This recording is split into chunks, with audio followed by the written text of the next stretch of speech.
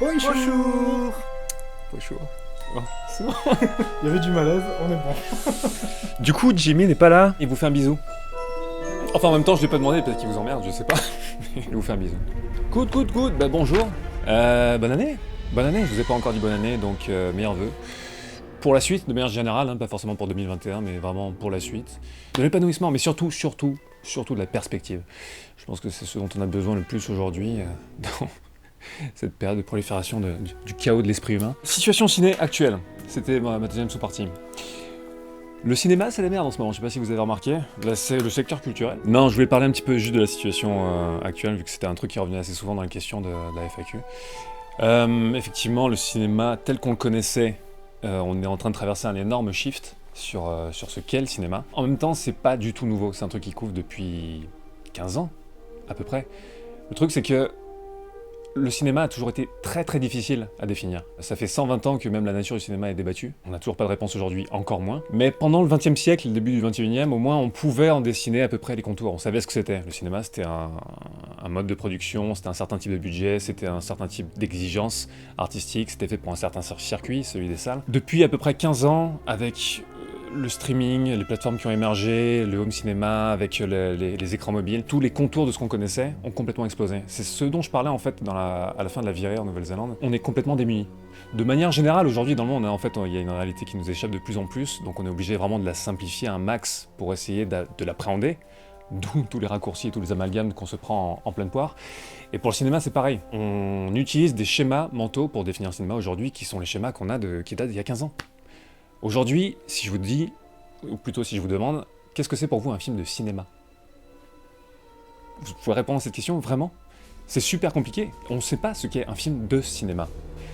Généralement, si on pose la question, il va y avoir un truc qui va revenir, c'est cette impression de grandeur. On va parler de films qui ont une sorte d'ampleur émotionnelle, ou en termes de moyens, il y a cette notion de grand spectacle, ou de la grande émotion, au sens noble du terme. Mais voilà, c'est ça le cinéma, c'est ce geste. Maintenant. Aujourd'hui, on n'est plus dans le règne du cinéma, on est dans le règne de l'image. Et ça, c'est vraiment une très très grande différence. Et c'est notamment pour ça que le terme contenu s'est propagé à ce point. C'est un mot avec lequel j'ai énormément de mal, perso. Il y a certains trucs pour lesquels il est approprié. Mais aujourd'hui, en fait, il est tellement entré dans les différents vocabulaires que même moi, je l'utilise par automatisme et ça m'emmerde. Parce que quand on parle de contenu, on parle en fait d'algorithme, on parle de satisfaction. On parle plus d'émotion, on parle de satisfaction. Et c'est pour ça que le mot contenu fait plaisir à absolument tous les studios et toutes les grandes structures. C'est que ça répond à ce fantasme qu'elles ont en fait de ne plus prendre de risques et d'avoir affaire à un spectateur qui est prévisible. Bon, je vais pas m'étendre à 3000 ans sur la question, on est dans une vidéo news et une vidéo FAQ. Mais ce qu'on est en train de traverser encore une fois en ce moment, ce n'est pas nouveau. C'est un truc vraiment qui nous pend sous le nez depuis assez longtemps. L'industrie, de toute manière, va vers cette évolution. C'est juste que la pandémie l'a accélérée avec une violence complètement dingue. Et forcément, comme la société et ses différents acteurs courent dans tous les sens comme une sorte de poulet sans tête, les grands studios ont bien entendu, pour essuyer les pertes et arriver à négocier la transition, essaient de s'adapter de toutes les manières possibles et imaginables. Il y a quelques mois, bien entendu, on a vu le communiqué de Disney, on a vu depuis les décisions qu'ont pris Warner. Je rappelle quand même que le communiqué officiel de Disney, il y a quelques mois, parlait en ces termes. Il disait, maintenant, on va se concentrer vraiment sur les plateformes de création de contenu pour satisfaire nos clients. Je sais que l'industrie du cinéma a toujours été une industrie. Et encore une fois, quand on parlait de produits, au moins on ne la faisait pas à l'envers. Mais là, on est vraiment dans un discours on parle aux clients, on parle de satisfaction, on parle de contenu étudié vraiment pour les plateformes. On est vraiment sur un cloisonnement de plus en plus serré. Après, dans la foulée, bien entendu, Warner a fait cette déclaration et a commencé à mettre en marche cette politique qu'ils ont maintenant de prévoir leurs grosses sorties à la fois dans des salles de cinéma et sur les plateformes de streaming, enfin HBO Max en l'occurrence. Et on ne sait bien entendu absolument pas ce que ça va donner aujourd'hui, vu qu'on ne sait pas quand les salles vont réouvrir, on ne sait pas quel impact économique ça peut avoir, on ne peut que croiser les doigts. Il y a certains films, je ne peux pas imaginer voir le Dune de Villeneuve sur un écran de home cinéma, aussi bon soit-il, même si c'est l'écran de Barney Stinson dans How I Met Your Mother. Du coup, on est vraiment dans ce flou absolu. De toute façon, quel que soit le truc, l'industrie des images, l'industrie du cinéma, quel que soit le nom qu'on leur donne aujourd'hui, ça va vers cette évolution, quoi qu'il arrive. Ça ne veut pas dire que le secteur tel qu'il est aujourd'hui, le secteur économique, il faut le laisser crever. Parce que s'il crève, il va pas s'en remettre. Si on meurt, on ne s'en remet pas. Jamais. Parce qu'on ne fait pas appeler la vidéo comme ça. C'est un secteur qui doit négocier cette transition et évoluer. Et pour ça, il va falloir le soutenir. Quand les salles vont réouvrir, bien entendu qu'il faut aller en salle pour soutenir ce secteur économique, l'aider à négocier cette transition et à pas complètement s'écraser. Parce que c'est pas juste maintenir une sorte d'exception culturelle ou quoi que ce soit. Le circuit des salles et le système économique du cinéma aujourd'hui, c'est aussi ce qui permet une diversité. Le CNC notamment peut réinsuffler énormément de pognon dans la création cinéma grâce au prix des tickets de salle. Tout ça, c'est un modèle économique qui a aussi ses défauts, mais qui permet d'assurer de la diversité. Et surtout dans un contexte où les plateformes de streaming prennent tellement aujourd'hui d'importance et cloisonnent, quoi qu'on en dise, la production à un certain type de logique, même s'il y a de la diversité dans les genres, dans le truc, dans le machin, dans les démarches, art et essai, machin, bidule, il y a une sorte de cloisonnement, une seule logique qui prend le dessus sur ces plateformes de streaming. On est vraiment, encore une fois, sur du contenu, la plupart du temps, et vraiment sur ce type de proposition. Si on veut avoir un minimum de diversité qui va un petit peu au-delà de ça, bah oui, il va falloir soutenir le circuit des salles. Écoutez, on va voir où ça va.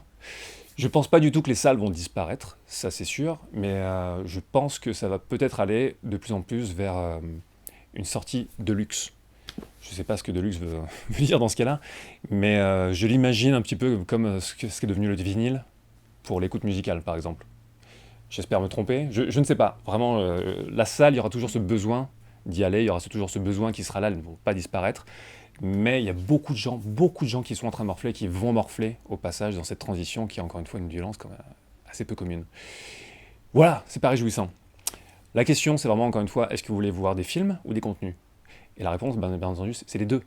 Ça dépend, on n'est pas juste des machines, on a besoin de toutes sortes de choses. Et pour assurer cette diversité, encore une fois, il va falloir qu'on négocie cette transition en aidant le secteur culturel.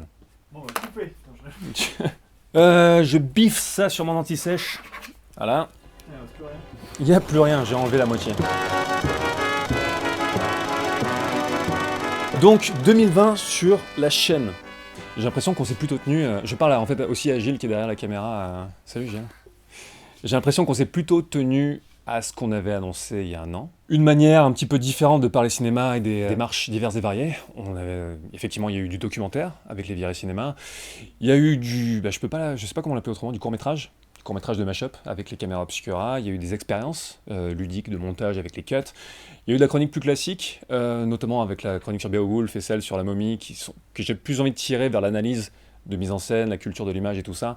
Et ne pas faire une vidéo en fait où l'aspect visuel est juste là pour illustrer un texte qui se suffira à lui-même et vraiment qui ait une sorte de plus grande interaction et une véritable utilisation pour le support vidéo. Et en fin d'année, il y a confinement, donc ça a mis un petit peu un coup dans l'aile au projet, notamment au viré, mais je vais en parler. Du coup, j'en ai profité pour faire ces Film Wars qu'on avait tourné quasiment un an avant, enfin les remakes en fait de Film Wars. Et j'avais envie de faire ces 4 premiers épisodes, et je me suis amusé genre 95% du temps. Je les ai enchaînés les épisodes, et à partir de la fin du 4e, là, les 5 derniers pourcents, j'ai eu un retour de ouf, qui a été un petit peu compliqué, parce que faire les Film Wars, même si je les ai complètement remaniés et que je les ai fait à ma sauce actuelle, c'est un peu comme remettre des anciennes pantoufles. C'est très confortable, c'est cool, ah, les pantoufles sont chaudes et tout ça, ah, j'ai les mollets un peu plus musclés, je peux aller plus vite avec les pantoufles. Donc c'était intéressant tout ce truc, c'était bien comme un à côté, une récréation un petit peu, ça me fait plaisir de repiocher un truc dans le passé ponctuellement, mais là comme je me suis vraiment plongé dedans pour les 4 et que ça s'est suivi, j'ai eu un truc de, non ça c'est le passé c'est le passé, donc je les laisse de côté.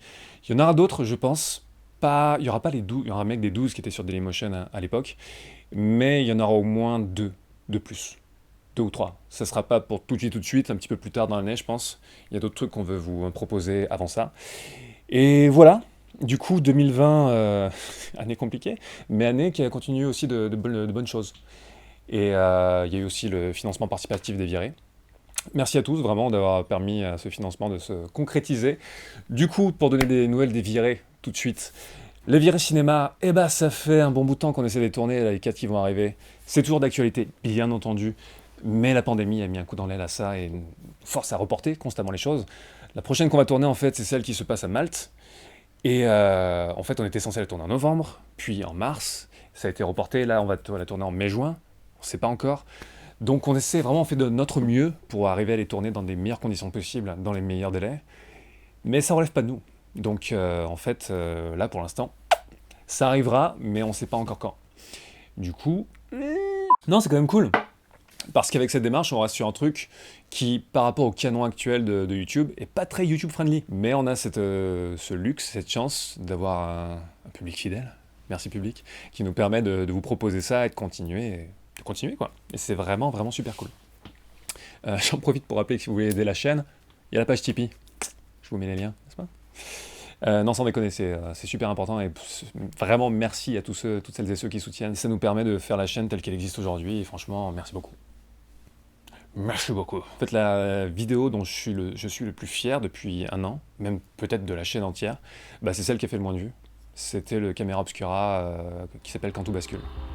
Et il n'a pas, franchement, vraiment décollé.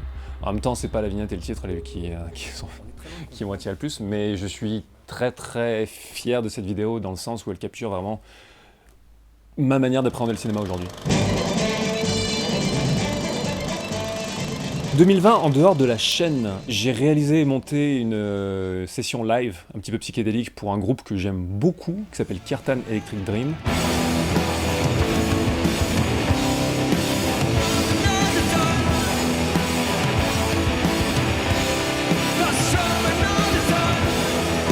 Ça a été publié il y a quelques temps là.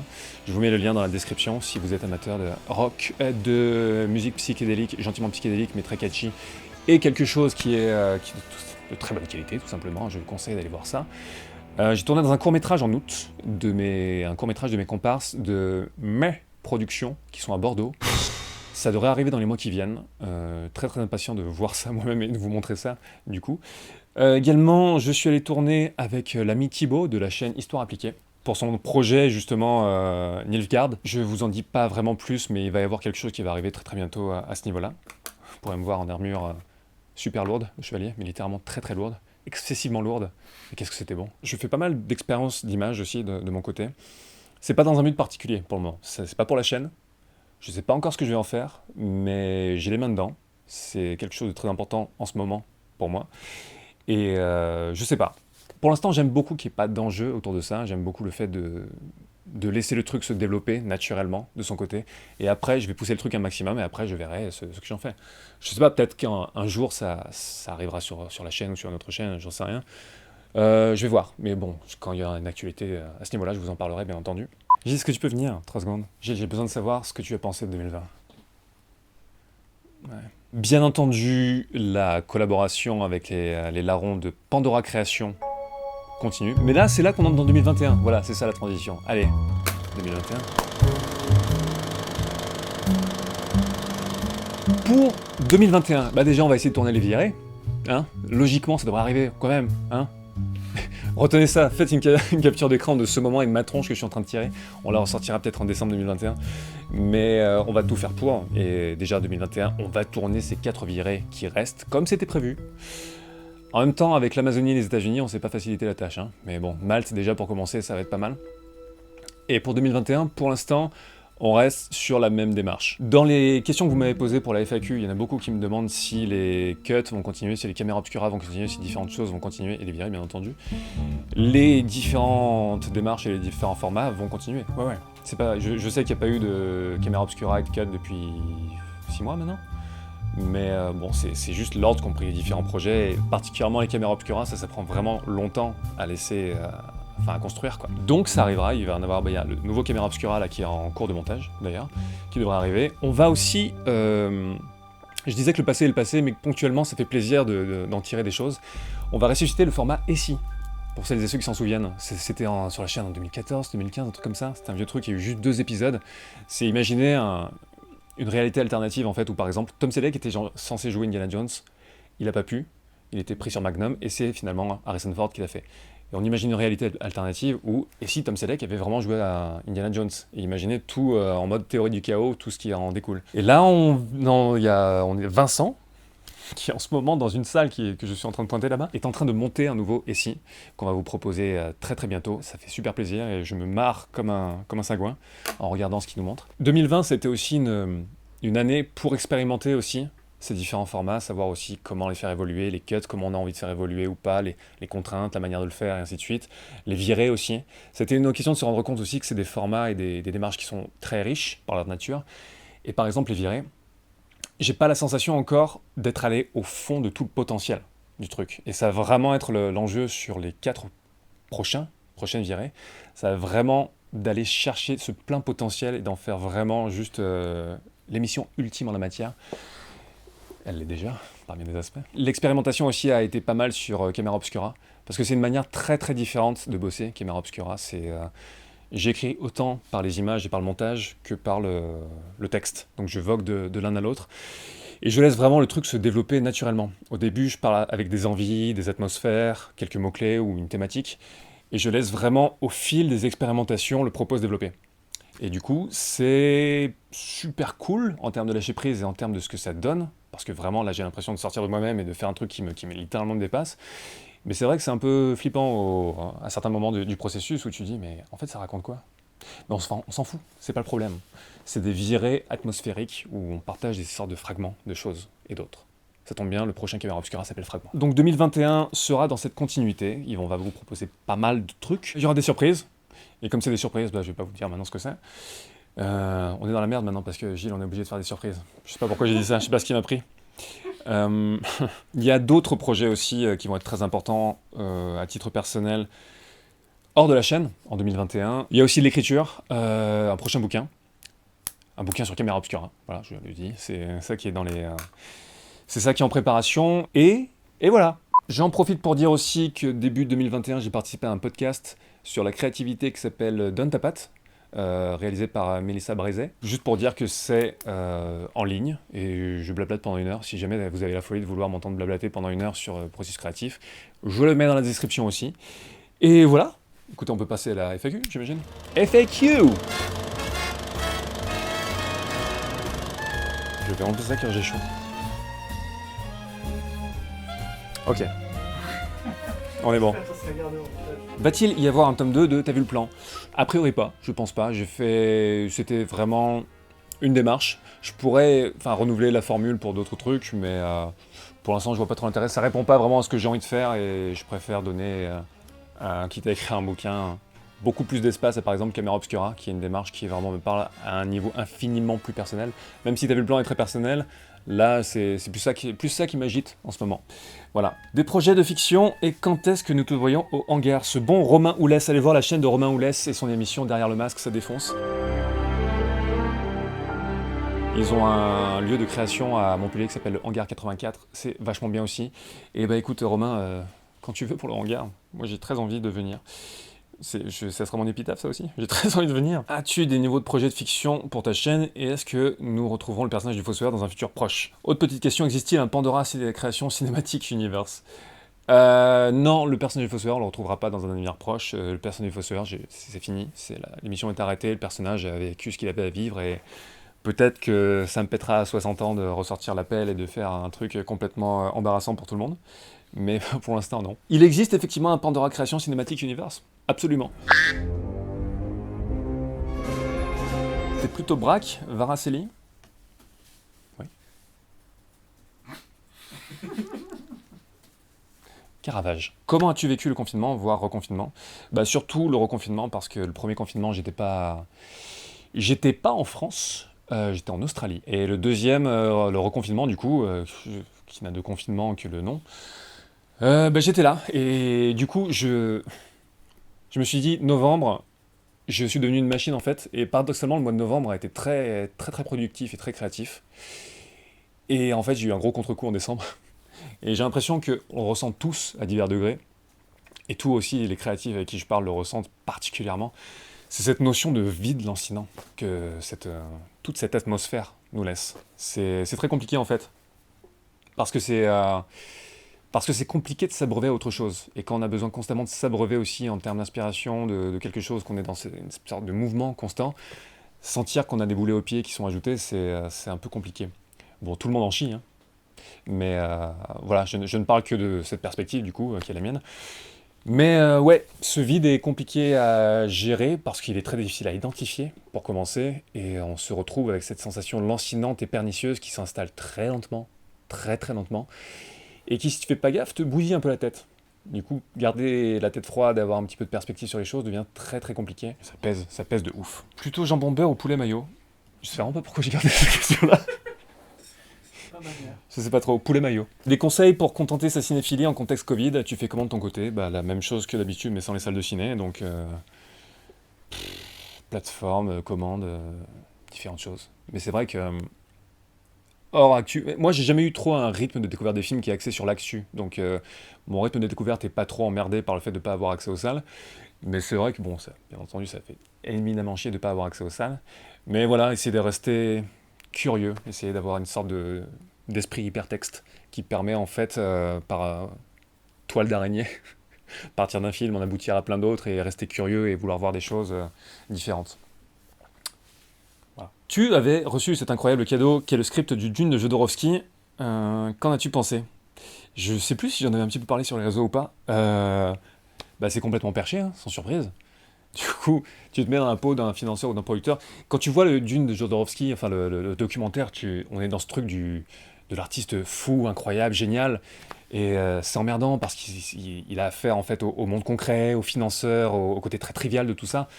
La réalité est toujours un petit peu au milieu. Hein, quand tu quand tu es un financeur potentiel et que Jodorowsky arrive avec ce script, arrive avec ces trucs de préparation qui dit on va faire un film de 5 heures, on va voir Dali qui va foutre la merde, on va voir toutes ces choses-là. Et tu fais, calmez-vous, on peut parler calmement peut-être. Et Jodorowsky il fait, mais non, je vous emmerde. Du coup, en fait, tu lis ce script, tu comprends pourquoi ça s'est pas fait. Des feats de qualité de prévu, Jean-Claude Arnouet au Chronique Fiction, de chaîne que j'aime beaucoup. Chronique Fiction, on en parle. Je sais pas comment ça se fera, mais voilà, on va sûrement faire un truc. Voilà. Mais oui, sinon des feats de qualité de prévu. Bah écoutez, Marty, de la séance de Marty, est en train de bosser sur sa prochaine vidéo dans laquelle je suis. Comme dans la dernière, vu que c'est un diptyque sur l'image, le rapport aux couleurs, aux grains, à beaucoup de choses. Ça va être un gros morceau. Et quoi d'autre? Oui, bah des choses. Des choses et d'autres. Penses-tu que la lecture soit nécessaire pour réaliser de bons films par la suite? Bah, de toute façon, les films, réaliser de bons films et les écrire, ça passe par toute ton expérience du monde et ta perception du monde. Donc en fait, la lecture, le fait d'expérimenter des choses, le fait de voir des choses, le fait d'être curieux au sens large. Donc la lecture en fait partie, hein, de toute façon. Quand? À quand un Blu-ray intégral de Feu le Fossoyeur avec commentaire audio et 4 heures de bonus? Bah écoute mon cher Mr. Fox, c'est quand tu veux. Ah oui, j'allais oublier, qu'est-ce qui est arrivé au Pandora? Gilles, reviens. Ça va aller vite ou? Le Pandora a dû fermer pour des raisons de bail commercial et de vente qui n'ont pas abouti, et voilà. Donc du coup, c'est une belle aventure qui s'est terminée en 2018 et qui a duré 3 ans et qui nous a permis d'en être là aujourd'hui en créant Frames et en développant tout le label Pandora Création. Voilà, sans le Pandora, il n'y aurait pas tout ça. Sachez-le. Le Fossoyeur de film aurait fini sa carrière depuis bien longtemps. Mais du coup, vous avez été des sortes de précurseurs en fermant la salle bien avant la pandémie, Toujours. en avance sur l'info. Y aura-t-il une nouvelle collaboration avec Chronique Nexus 6 dans le futur? L'alchimie est si forte? C'est pas peu dire. Bah écoute, le capitaine et l'équipe savent que c'est quand ils veulent. Les après-séances reviendront-ils? Non. Pourquoi n'avoir jamais pris plus de temps pour parler de classiques un peu plus anciens et ou méconnus? Tu as cité une fois Kalatozov, tes murs ont été remplis de posters de films de Kurosawa, mais tu n'abordes jamais vraiment ce cinéma, peu importe le format. Mes choix en fait de sujets de films, ça ne part pas d'un film, la plupart du temps. Par exemple, je vais pas me dire, tiens, je vais parler de Rashomon, de Kurosawa, et une fois que je suis dans mon logiciel, de mon traitement de texte, je vais me faire, tiens, bah, qu'est-ce que je vais raconter? Généralement, ça part d'une idée, c'est ça qui va justifier en fait de faire un sujet ou de parler d'une thématique ou d'un film. Et après, je me dis, tiens, ça passe par le truchement de quel film? Tiens, l'idée m'est venue en regardant ça, faisant ci, machin. Et ça se développe comme ça. Du coup, ça s'est moins fait à partir de films appartenant à ce cinéma. Au bout d'un moment, on est toujours trop ou pas assez ci ou ça, et je conçois totalement que ça soit frustrant pour certains, mais voilà, la chaîne n'a pas vocation à être un ciné-club, j'ai pas envie de commencer à faire des quotas de tel ou tel type de film à réessai au grand public à aborder. Ça se fait en fonction de l'inspiration, et voilà.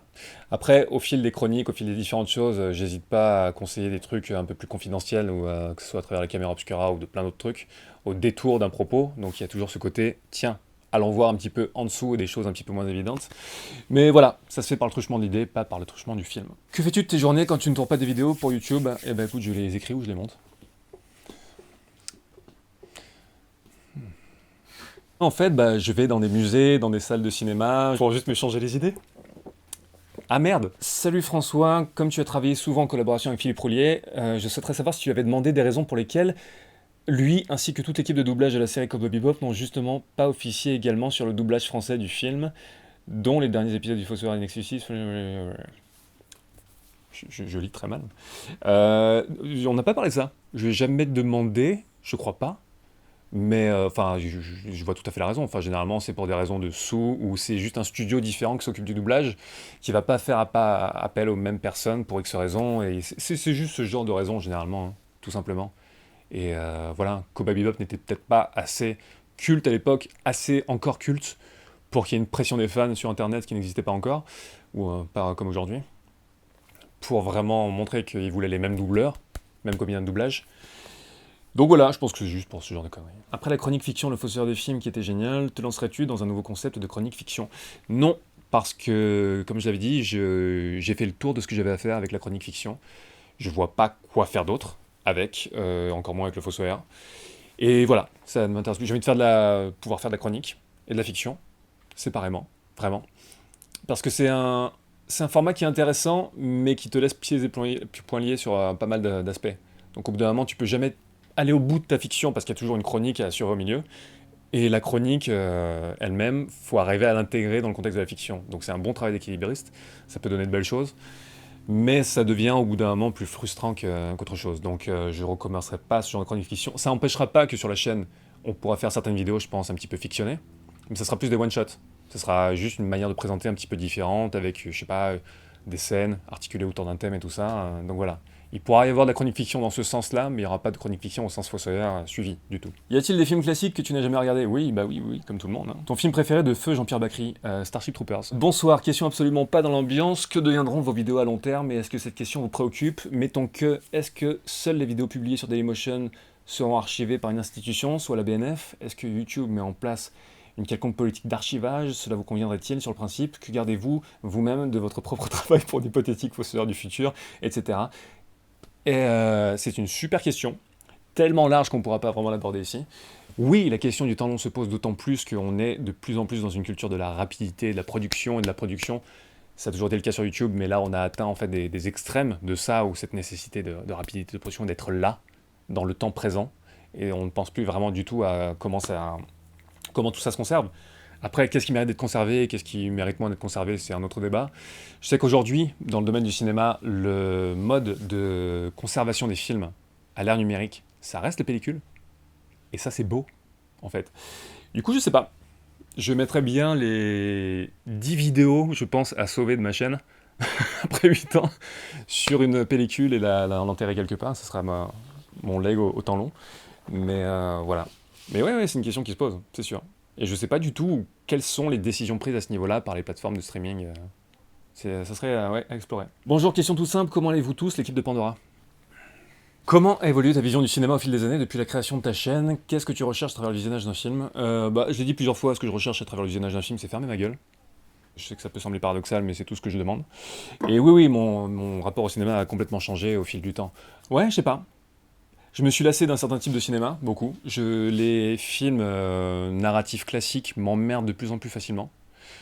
On est dans un tel truc, en fait, si tu veux, tous nos modes de vie sont tellement axés sur l'écran que maintenant, vraiment, les longs films, j'ai de plus en plus de mal. Et j'ai juste envie de m'échapper des écrans, quand je peux. Donc ouais, ça a pas mal évolué. Et du coup, mes envies créatives aussi ont évolué. Et même si ça m'intéresse aussi de continuer à voir et créer des choses narrativement plus classiques, parce qu'au bout d'un moment, quand un truc est bien fait, qu'il y a cet artisanat derrière, c'est savoir-faire, ça t'emporte, c'est bien fait. Mais voilà, je crois que l'effet Netflix, je parle de ça, mais c'est les plateformes de streaming de manière générale, c'est ce vide absolu existentiel que tu ressens en scrollant dessus. Moi, ça me rend fou, ça, maintenant. Je sais pas, ça me rend dingue. Tu te rends compte que t'as scrollé 20 minutes et en fait, t'as juste envie de te dissoudre dans l'univers. C'était comment de jouer dans 10%? Ouais, j'étais directement spotted au Festival de Cannes de la saison 1.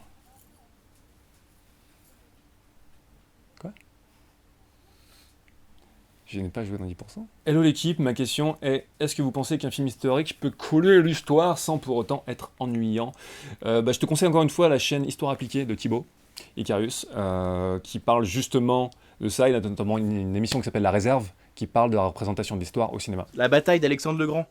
Ça vous dit rien, vraiment? Et il aborde exactement ce genre de questions, c'est très fun et très instructif. Des écrivains ou poètes qui te parlent particulièrement? Je lis très peu de poésie, mais écrivain, ces dernières années, si je devais retenir une seule chose vraiment qui est une sorte de qui est allé mettre un point au fond de mon torse, qui a sorti mon âme, qui lui a parlé comme ça et qui l'a remis, c'est La Horde du Contrevent de Damasio. Voilà, c'est fou, c'est incroyable. Il a atteint... Quand tu accouches de ce genre d'œuvre, tu dois ressentir un vide tel après, parce que tu as tout donné, en fait. Tu as fait un truc tellement définitif, tellement unique et tellement dingue, dont tu sais que tu peux avoir l'esprit tranquille si tu lègues ça au futur. Qu'est-ce que tu fais après? Tu joues au dé? Je sais pas. Voilà. Je suis moins fan des Furtifs, le dernier, qui est beaucoup plus un peu laborieux pour moi à lire, mais La Horde du Contrevent, il y a tout dedans. Ça parle de l'humanité, ça parle de la transcendance, ça parle de tout, absolument tout. Lisez La Horde du Contrevent, c'est autant sur la forme que sur le fond, c'est admirable de maîtrise et de lâcher prise. Parce que la maîtrise c'est le contrôle, mais le bouquin parle du vent, de lâcher prise, cette espèce de souffle. C'est libre. As-tu déjà envisagé de faire des lives Twitch? Ouais, j'y ai pensé. Je sais pas si j'en ferai. Je sais pas encore. C'est encore très très étranger pour moi, ça. Je sais pas comment ça marche. Je m'y suis pas encore penché.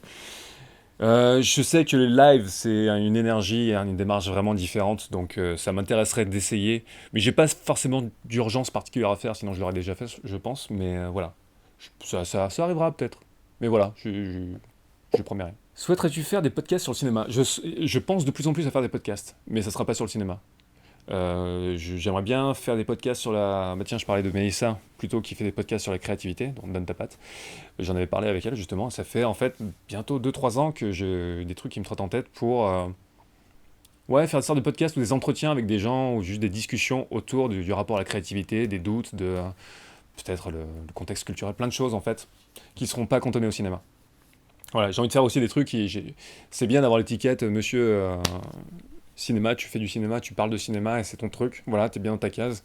J'ai bien envie aussi d'exploser cette case et de pouvoir faire d'autres trucs sans me demander est-ce que les gens vont être déstabilisés sur la chaîne ou tout ça. Donc peut-être que je ferai ça, pas du tout sur la chaîne, on verra. Un format sur le jeu vidéo est une possibilité dans le futur? Non. Voilà, donc a priori non. Et voilà pour les questions qui ont été sélectionnées. J'espère que entre ça et la partie news, voilà, ça aura été exhaustif. J'espère que vous vous portez bien, honnêtement. Je sais que c'est pas évident en ce moment, mais voilà, j'espère que vous arrivez à rider la vague sans trop prendre de dommages au passage. Gardons la tête froide, gardons de la perspective, et voilà. On va faire en sorte que 2021 soit intéressante, vous proposer des choses qui vont vous stimuler, vous interloquer. Ça, vraiment, j'ai à cœur qu'on le fasse. Et je ne doute pas qu'on le fera, n'est-ce pas, Gilles? Absolument. Voilà, bah tout simplement, je vous dis à très très vite. On se retrouve dans très peu de temps pour le SI notamment, pour Chimera Obscura, et puis pour toute la suite. Voilà, à très bientôt.